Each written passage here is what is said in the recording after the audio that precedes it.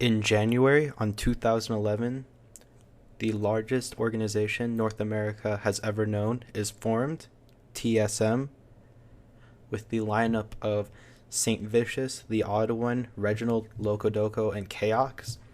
As many of you will know, many of these players are still not on the lineup. Actually, none of them are the original lineup. There will be a lot of players dropping and then adding players, but eventually it kind of stabilizes at this lineup of Dyrus, Xpecial, Odd One, Reginald, and Chaos. And they go on in season 2 to win a bunch of lands. They do very well as a team. They're winning a bunch of stuff locally at NA. Yeah, and this is when CLG is, thromping around in Korea. TSM, this is where they really build their fanhood. Like, this is when they get really big and everybody starts to learn the name TSM. So, season 2 happens. They win all these lands in North America. They build their name in a big way. And then LCS starts. And they're, of course, added in to they qualify for the LCS, the first LCS, the spring split of season 3. They go 21-7, which is the best of any team. They later come to release Chaos during that split and replace him with Wild Turtle. So this is the big Chaos drama, which, the entire time, just assume that TSM is enthralled in drama. I'm not even going to go into the CLG Monty stuff. That's not for this video. But the entire time, it's just a drama fest, essentially, what TSM is. And it's really, it's good drama. We lap it up because we love it so much. But, when Chaos was released, it was this really big deal. He was crying. Dywus was crying. Everybody was, crying. There was that one very scandalous video. And Chaos was very outspoken. And, he was like, I'm going to be back. And, Chaos fell off the face of the earth. I think he went to China and failed and blah, blah, blah, blah, blah. But that's beside the point. So anyway, Chaos is released. They pick up Wild Turtle. They go 14-14 in the summer split. And this is when our boys Cloud9 come in. So it's understandable why they didn't do as well. But, so that happens. Then in season 3, they fail. And this is, okay, so they go through the split. They qualify for Worlds, which is the important thing. It was very important that they qualify for Worlds. It was TSM, Cloud9, and Vulcan that qualified for Worlds. TSM and Vulcan actually really underperformed. TSM doesn't even escape groups. But they were put, in their defense, an insanely hard group. They had, SKT in there. They had, they had some Chinese team. I think it was OMG at the time. I don't remember. But they had a very difficult group to escape. And they had Lemon Dogs. So they had a very tough group to escape. So, of course, they don't make it out. Reggie looks incredibly weak during this tournament. He looks absolutely like shit. Faker, solo kills him all the time. Reggie really does look weak in this tournament. Oh, and they had some other shitter team, actually. They didn't have Lemon Dogs. They had some crap team. GGEU or something dumb. But anyway, TSM plays like shit. They don't do well. And what happens next? They failed to get out of groups for Worlds.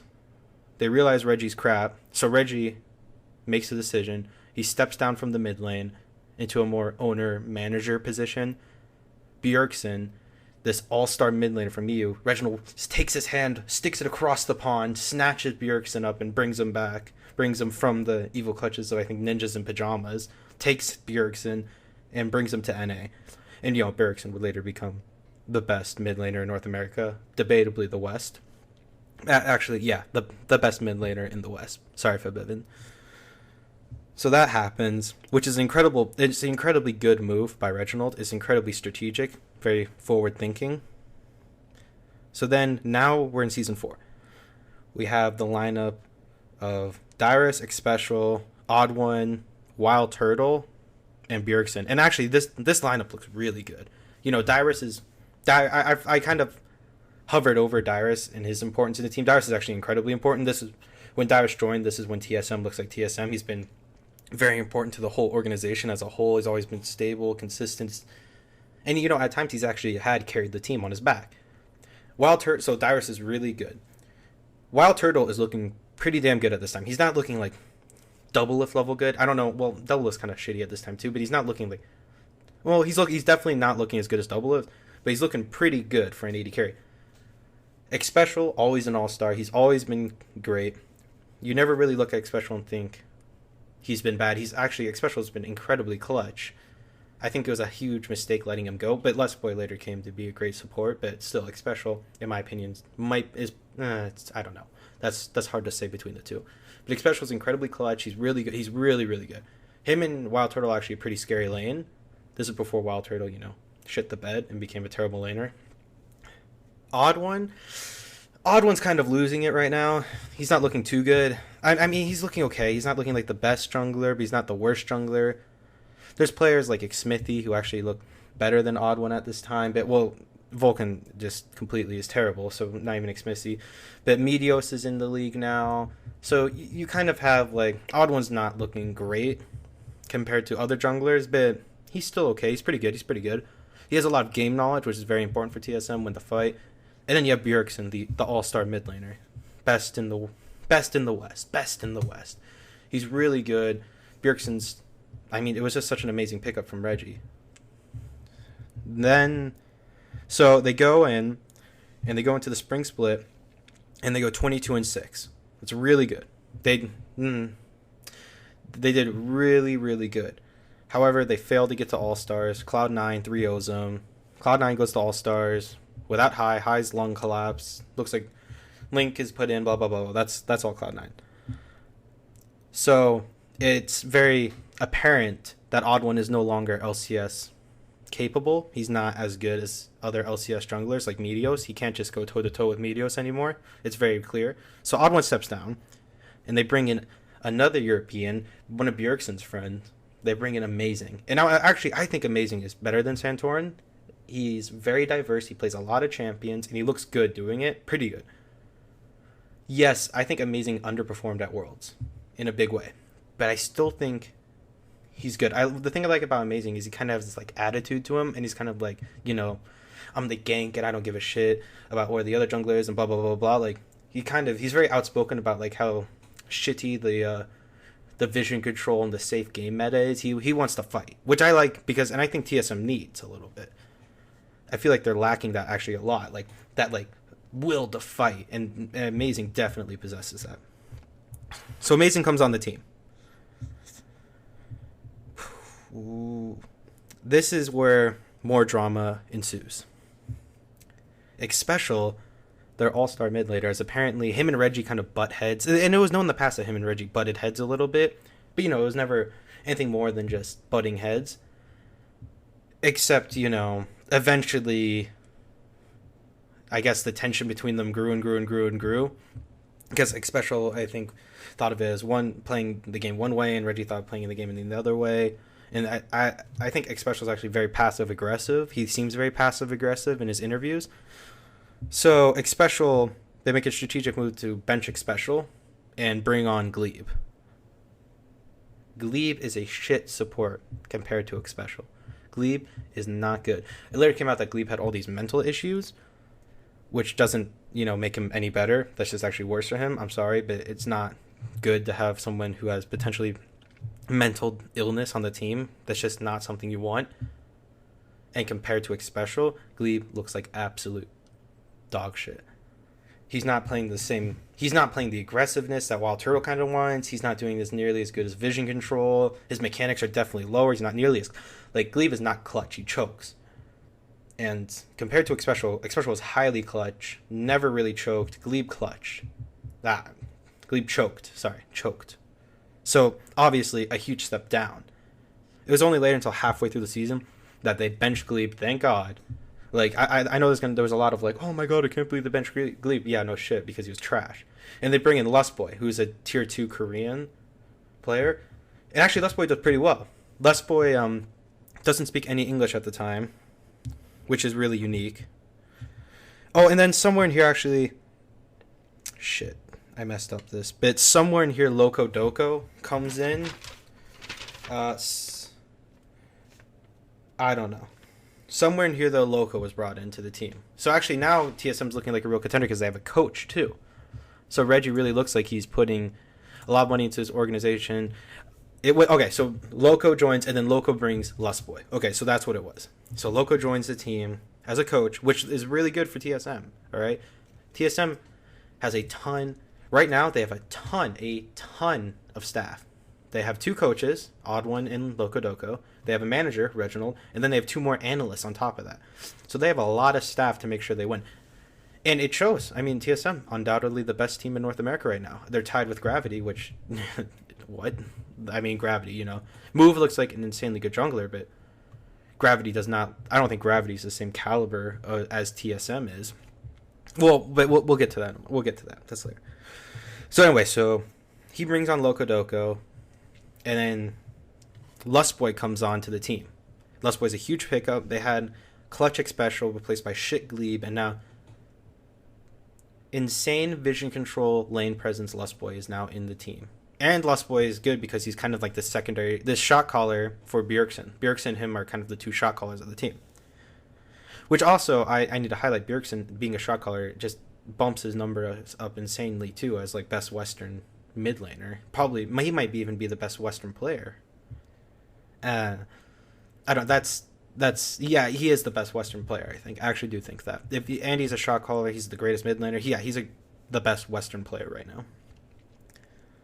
So anyway, so now with this new lineup, they have Lustboy, Wild Turtle, Amazing,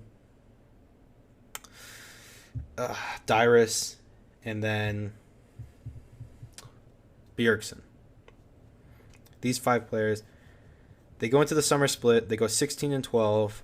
They win. They didn't do that great in the regular split. I think it was because, communication issues with Lustboy that really hindered the team. But they later go on to win the summer playoffs against Cloud9. They've also attended every LCS finals, which is huge.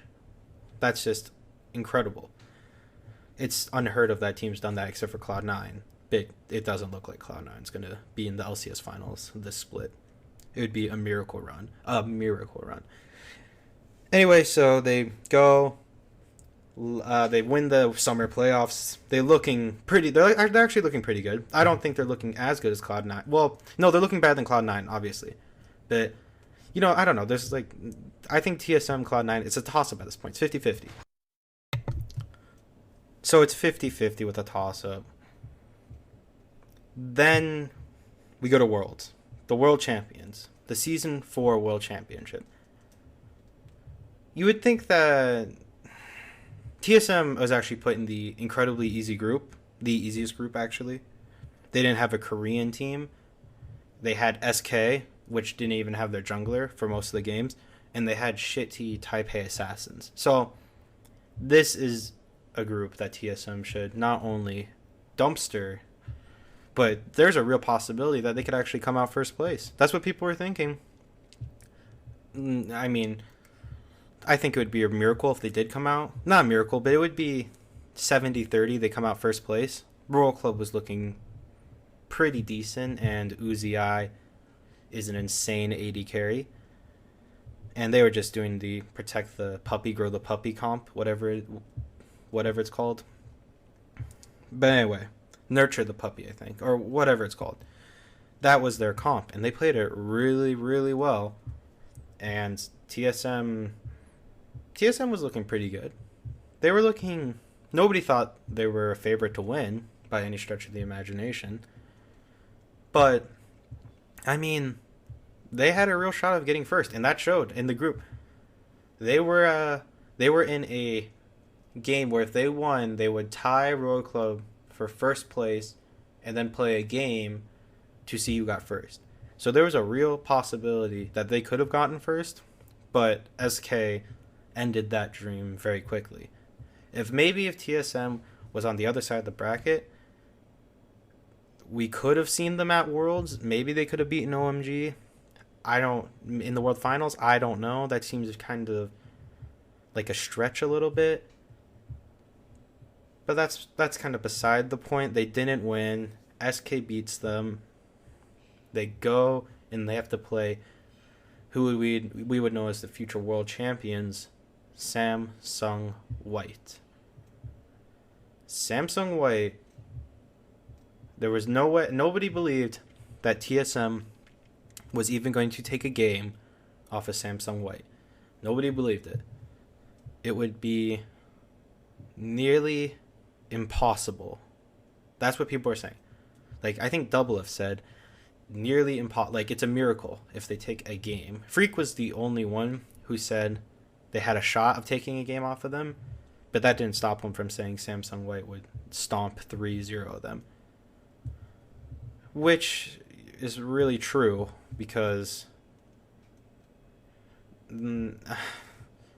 nobody thought they would win. Obviously, they wouldn't win. At the time, Samsung Light was the best team in the world by far. They had Mata, who was the best support in the world. Dandy, who was the best jungler in the world. Looper, who did his job, and he did his job damn well. Imp and Mata as a duo are incredibly potent, and Imp's a great AD carry, and he was considered the weak link of the team. And if that's your weak link, then your team is damn good. And Pawn in the mid lane, who's, one of the gods of the mid lane now. He was Dade. Yeah. People considered Dade better at the time, but now what's the word? There's no argument. It's definitely Pawn, and Pawn is way better than Dade. Like, Dade shows up every other game, where he plays his mind out.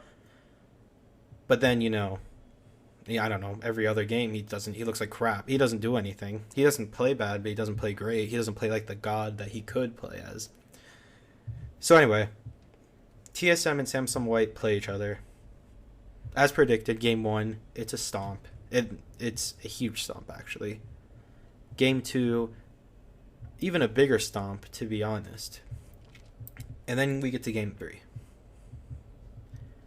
And out of nowhere, TSM decides to pull their head out of their asses, and they win a game. And they win it convincingly. They had a 10k gold lead at 22 minutes. That's insane. Against Samsung White, the early game gods, they beat TSM on 2 stacking champions, 2 Tier of the Gods champions, 2 games before that. And Samsung had maybe even a better early game comp than they did in game 1. And TSM beat them in game 3, stomped them, crushed them. 10k gold lead at 22 minutes. That's huge. That's huge. So, what happened then? You think, well, maybe TSM has the shot. Maybe game 4 and 5, the reverse sweep, #Baylife, #the dream. No. Samsung Light stops playing around, and they destroy TSM in game 4. And that ends their world's run, essentially. So what happened? Next, Samsung White goes. They lost to the winners, which is good. If you're going to lose to somebody, you want to lose to the winners of the whole thing. And they definitely did. Samsung White went, beat Blue, destroyed Blue, 3-0'd them. Deft was crying at the end of it. That's how bad they got stomped. Go on, beat Royal Club, 3-1. Mata's declared MVP. The Korean exodus happens after this. Korea's, as a region, doesn't look nearly as strong. That's for another time. And TSM is left not looking terrible, but definitely not looking world class. It's very obvious that TSM cannot compete at an international level against these top Asian teams. So, what did they do? I think they actually took a step in the wrong direction. Amazing steps down. Amazing definitely underperformed at Worlds, in my opinion. But I don't think it was worthy enough. His performance was bad enough for him to step down. But he steps down. Amazing takes a step back. He looks, he says, I guess I don't want to be a pro anymore, and he steps down from TSM. Then Bjergsen reaches out, finds his buddy Santorin. Santorin's brought onto the main lineup. And now TSM's kind of in this mystery phase. Dyrus is getting older. They have this new Danish jungler, Santorin. They have Bjergsen, the mid, who's still a god. Lustboy, who's actually looking much better. Wild Turtle, actually at this point, I forgot to mention, during Season 4 Worlds, well, the split before Season 4 Worlds, the summer split, Wild Turtle's actually starting to decline quite a bit as an AD carry. He's not nearly as potent as he was before. So it's kind of His laning phase is actually considered weak at this point when he used to have a very strong laning phase. Now he's a weak laning phase. Maybe it's because of the Lust Boy trend. That's probably most people attributed to he can't communicate well with Lust Boy, which would be the natural assumption. But still, I don't know. It's not that great. Like, there's still not a great lane. Like, and it's still Wild Turtle's skills, gosh, are obviously declining. He's no longer looking like that young gun carry that TSM needs. Instead, that responsibility is now being shouldered by Bjergsen. Amazing steps down after Season 4 Worlds. Wild Turtle's not looking great. Santorin's this new mysterious jungler. Bjergsen's looking like a god still. Lust Boy is looking pretty good. Pretty good. We're finally seeing why they brought over Lust Boy. He has great vision control, pretty good pretty good lane presence, and he has good roams. And then Dyrus in the top lane. Dyrus is getting old. He's not looking as good. Actually, Dyrus is looking not great during this time. But I mean, it's Dyrus. He is, if one thing, if not, like, he's pretty consistent, but his consistency is definitely not. Like, if we were to put Dyrus in a class, it's upper middle, and then it declined to lower middle. So he was never like the god top laner, but he was never a terrible top laner. But right now he's at the lower end of his middle tier. So then we go on to IEM San Jose. TSM, the mysterious team, mysterious jungler, comes out for the first time, and they suck eggs. They suck eggs. They were expected to win, heavily expected to win. They go through groups, they go through semis, they get to the finals. They play against the Unicorns of Love, and in a best of 3, and they get O2'd. They don't. Oh wait, did I do that wrong? Was this? Yeah, I think this was the finals. Fuck it. Even if it wasn't the finals, they get O2'd by Unicorns of Love and they're out of the tournament. I think this was the finals. Yeah, it was the it was the finals. So they lose to Unicorns of Love in an O2, which Unicorns of Love, by the way, is a shit team. They just came in, like, they were only sent because no, they didn't. God, I'm so bad. No, I don't think this was the finals for here. I'll double check real quick, but I don't believe this was the finals. But anyway, Unicorns of Love is this shit team. They got voted in by the fans. Like, it's just kind of like this ha ha ha. Oh, we sent the Unicorns of Love. Like, ha ha ha. I mean, and it's kind of like, oh, we love the team Unicorns of Love. Why? Because look at their name, Unicorns of Love. Nobody knew who Kikis was. Nobody really knew who Vivichachi was. This is kind of like their debut showing. And they have the Unicorns of Love have an amazing debut showing. Insane. Okay, hold on. And then, that's interesting. They don't even put it here. Whatever. I guess TSM's trying to rewrite history on their wiki page, because is it not here? Whatever. They get O2'd by the Unicorns of Love in an embarrassing way. Like, TSM should never have lost that game, obviously. Okay, here it is. Okay, it wasn't the finals. It was third or fourth. They got 4th place because of this. So they're knocked out by the Unicorns of Love.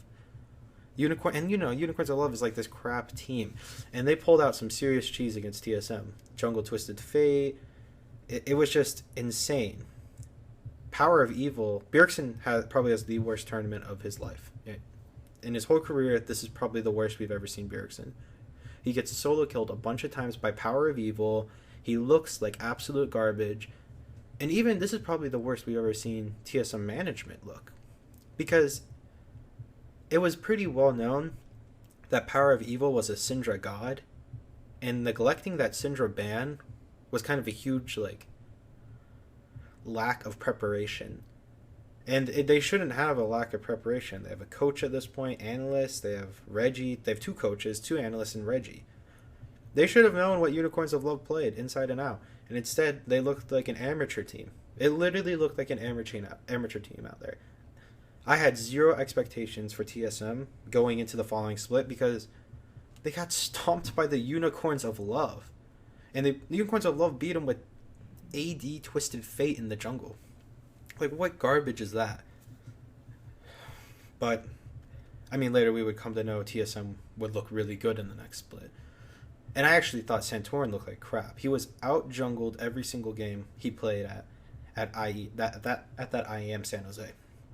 And Kikis really, really made Santorin look like a subpar player. But and actually everybody played poorly. It's just everybody played poorly on TSM. So they lose 0-2 to the Unicorns of Love. It's a huge embarrassment for North America. Europe's laughing at us. We're looking pretty terrible at this point, NA. The might of NA has been shut down by the Unicorns of Love, which, in their defense, Unicorns of Love would later go and take second place in their next split and go to 5 games with Fnatic, who would later come to have the best anyway, but that's for another time. So then, after the embarrassment that was IEM San Jose, we have IEM Katowice. I think Katowice? I don't know. Katowice, whatever it is. Yeah, IEM Katowice. Katowice. I think it's Katowice. I think I said it. Anyway. They go through. They never played a Korean team. That's important to remember. They did not play the Ku Tigers. Or the GE Tigers. Whatever. It was the Ku Tigers' previous name. I think it was the GE Tigers. They never played the GE Tigers, which is actually pretty big because they never had to face a Korean team, so we really didn't know how they would look against potentially the best the best region and probably the best team at the tournament. But they go through their side of the bracket, their side of the groups. They make it all the way to the finals. They 3-1 World Elite and they win. And everybody is looking at TSM and they're thinking they must be gods. Which is pretty accurate to say. World Elite somehow pulled this miracle win over GE and moved on. And then TSM beat World Elite in a 3-1 stomp. It wasn't really that close. Santorin looks good. His playstyle is kind of good. Bjergsen looks really good. Everybody looks good on TSM. There's really no weak link that we could see. Everybody looks consistently good to great. And maybe that's why they won. They look great. Then the next split happens. Renewed trust, renewed faith in TSM is restored. They win the LCS spring split. They go 13-5. And what is it called? This is the latest split. The one before the one we currently are in, so the spring split. They're 13-5 is their record. They go to win it 3-1 over Cloud9. Cloud9 only picking up 1 game, which is huge because actually this would be their second victory over Cloud9, I think. Yeah, I think that's correct. And then so they win the LCS spring title. They get to go to the MSI, the mid-season invitational. This is where TSM can once again show at they did at Katowice that they are a great international team, that they can go to international events and win. And what happened at MSI? They play like dog crap. Like, they play so terrible. Every member of TSM played horribly, and especially the coaches and analysts. Something happened in TSM where they all collectively decided we are going to lose this event. Because every player on that team and every person who works for the organization did everything wrong at MSI. They had their star player Bjergsen playing on crap like Urgot, Cho'Gath, Ziggs, not playmaking mid laners like you would expect their star player to be playing, but these crappy like support mids almost. Then they had Dyrus, which Santorin just decided, you know what, Dyrus, fuck you, I'm never going to gank for you, and I'm just going to leave you on that island. And everybody else abused the shit out of Dyrus. They would 4-man, 5-man gank him, and he would just get destroyed. The top laner would get so far ahead, and then they would work with that huge lead from top lane and win the game. TSM's biggest weakness was definitely shown here, and it was definitely exploited. Every team exploited it. And which is amazing that no North American team ever noticed or decided to jump on it. It only took the other best teams from the world. Maybe NA is really down quite a bit because no other team ever noticed that TSM's obvious weakness, and then one international event and it's suddenly like, oh, it's so obvious, like obviously Santorin never ganks for him. No, I mean, it wasn't obvious obviously, or it wasn't obviously obvious, which sounds funky, but because otherwise other NA teams would have jumped on that strategy and then been able to beat TSM every single game. Ban out Dyrus and then camp him. That's not like very difficult to find out, and you would definitely think in some sort of scrim block they would have tried it, but I guess no NA team ever did anything, and it was very embarrassing. So then they lose the MSI, and they lose to shit teams like AHQ, which they definitely should have won to. They lose to Fnatic, which isn't a shit team, but AHQ wasn't a shit team actually. They really played their hearts out there. I don't think AHQ is better than TSM, but I definitely I don't think AHQ is better than TSM, but they played pretty well. AHQ took games off of Fnatic, they took games off of TSM, they got bodied by EDG and SKT, but that's kind of expected. So then they lose the MSI, and they lose it in terrible fashion. They have this lineup still. No, this is actually one of the few times between splits that additions or subtractions were made to TSM, and so right now they're in the season 5 summer split, and once again they try another thing. They try to bring on, well, Wild Turtle's definitely underperforming. Like, apparently it was told that Dyrus and Wild Turtle, like, said they were told to either pick it up or you're going to be dropped, and Dyrus picked it up. He's playing better, definitely. Wild Turtle is definitely not playing better. He's probably playing worse. He has some of the worst stats of any AD carry in North America. Actually, some of the worst stats. Like, he is the worst AD carry in some aspects of the game, which is not good, like, obviously, for a top-tier team that wants to compete internationally. But I think their problem even stems farther than that. I think they need to get rid of Dyrus. If they want to be a top team internationally, which is what they say they want, and they be a contender at Worlds, they need to get rid of Dyrus, they need to get rid of Santorin, and they need to get rid of Wild Turtle. And Meteos just became a free agent, I think. Meteos is he says he's going to do stuff with Cloud9, but let's be honest, that's probably just a ploy. If Meteos went over and joined TSM, that would be a huge upgrade over Santorin, who I don't think is that great. Sorry. I mean, it's just, I don't think Santorin is placed to the quality that we need in NA, that TSM needs if they want to be an international team. I don't think Dyrus plays to that quality anymore. He definitely did at one point, but no, he's no longer good enough. And Wild Turtle definitely doesn't. And so their answer for Wild Turtle was to bring in this AD carry called Keith McGreeth.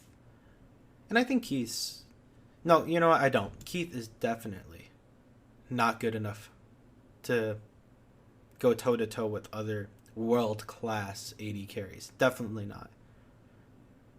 But,